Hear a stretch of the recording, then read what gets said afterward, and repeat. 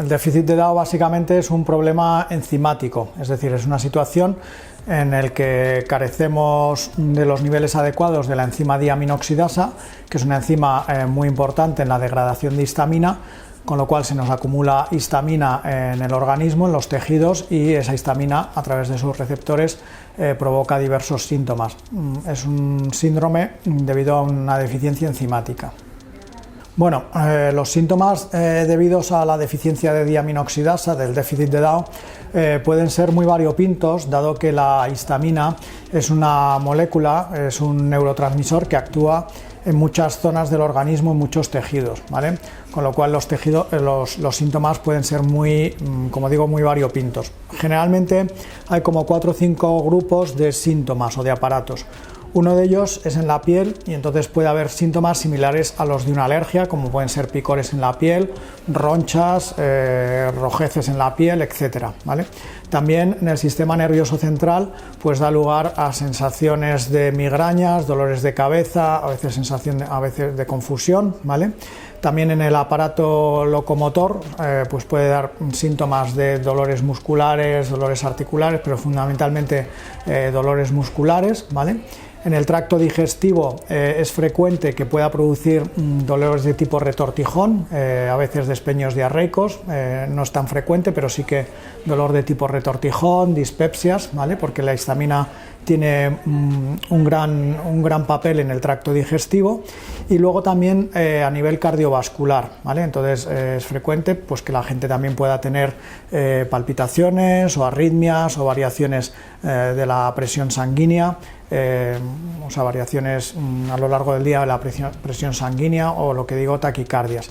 Y luego ya más infrecuentes pues puede haber también síntomas del aparato reproductor, sobre todo en mujeres, pues lo que llamamos la dismenorrea, dolores menstruales, pero fundamentalmente esos 5 aparatos o sistemas son los fundamentalmente implicados.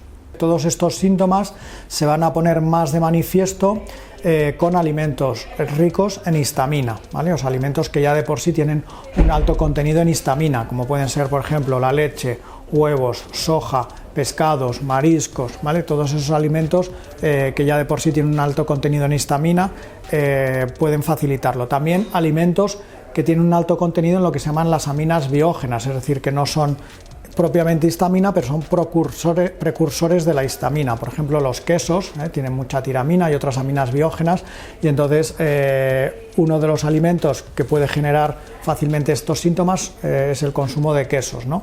¿Eso por qué es debido? Porque en el intestino tenemos bacterias que son capaces de transformar estas aminas biógenas en histamina a través de una enzima que se llama la histidine descarboxilasa, ¿vale?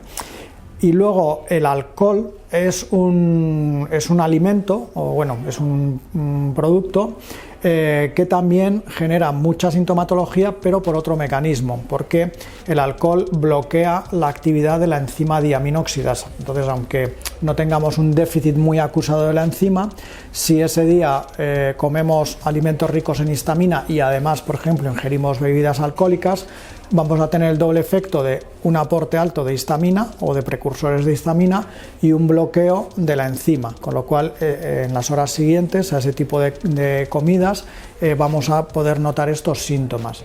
Luego hay otros fármacos, por ejemplo antiinflamatorios, antidepresivos, hay todo un listado de fármacos que también son capaces de bloquear la actividad de la diaminoxidasa. Bueno, la histamina, funciona, como he comentado antes, como un neurotransmisor, es decir, se va a encargar de transmitir señales nerviosas, impulsos nerviosos, ¿vale? Entonces, digamos, entre células nerviosas, entre neuronas, ¿vale? O sea, funciona como neurotransmisor en el cerebro. De hecho, la histamina es un neurotransmisor muy importante implicado en los ciclos vigilia-sueño. De hecho, por eso los antihistamínicos antiguos, que tienen la capacidad de pasar al cerebro, de atravesar la barrera hematoencefálica y bloquear los receptores de histamina cerebrales, inducen mucha somnolencia, ¿vale? Por esa interacción con los ciclos de vigilia-sueño, ¿no? Y luego también la histamina es una molécula que interviene mucho también en la regulación de lo que llamamos el sistema nervioso autónomo. El sistema nervioso autónomo es el sistema nervioso que regula la función de nuestros órganos, por ejemplo, del tracto gastrointestinal, del corazón, de la respiración, de muchos órganos. Entonces, la histamina bloquea a través, funciona juntándose a su receptor. Entonces, cuando se junta al receptor, pues hará que en ese órgano pues o suba o baje la frecuencia cardíaca, o el tracto gastrointestinal secrete ácido en el estómago o no secrete, o tenga más motilidad intestinal, etc. O sea que la histamina interviene en mucha de la regulación de los órganos internos. No, el déficit de Down no es una alergia, y de hecho ayer una paciente me comentaba que su nutricionista estaba empeñada en que el déficit de Down era una alergia. No es una alergia, esto hay que dejarlo claro.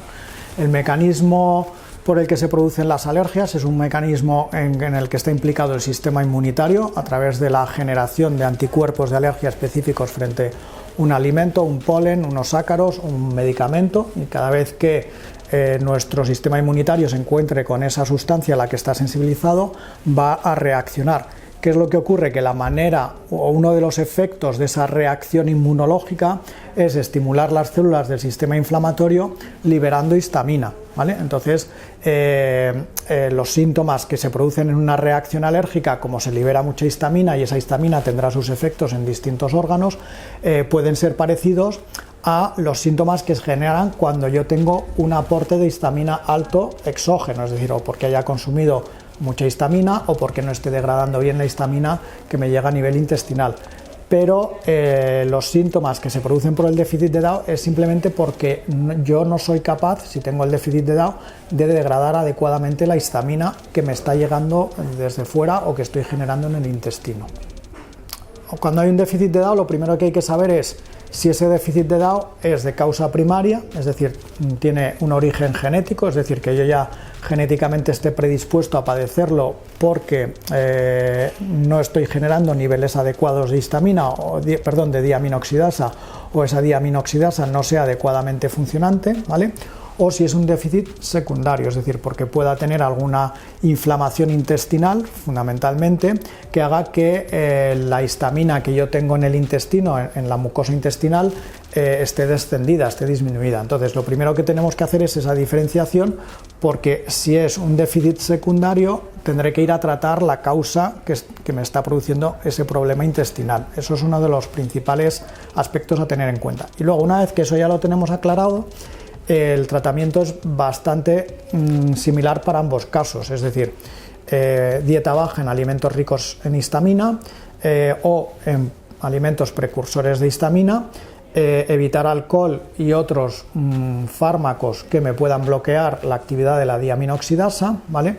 Y luego el uso de preparados de diaminoxidasa, es decir, de productos exógenos, pastillas que contengan diaminoxidasa y que yo me pueda tomar antes de comidas ricas en histamina, o si tengo un déficit muy acusado, pues antes de que yo vaya a comer cualquier tipo de comida, para suplir esa deficiencia que yo tengo, es decir, que me haga esa función de degradación de histamina a nivel intestinal.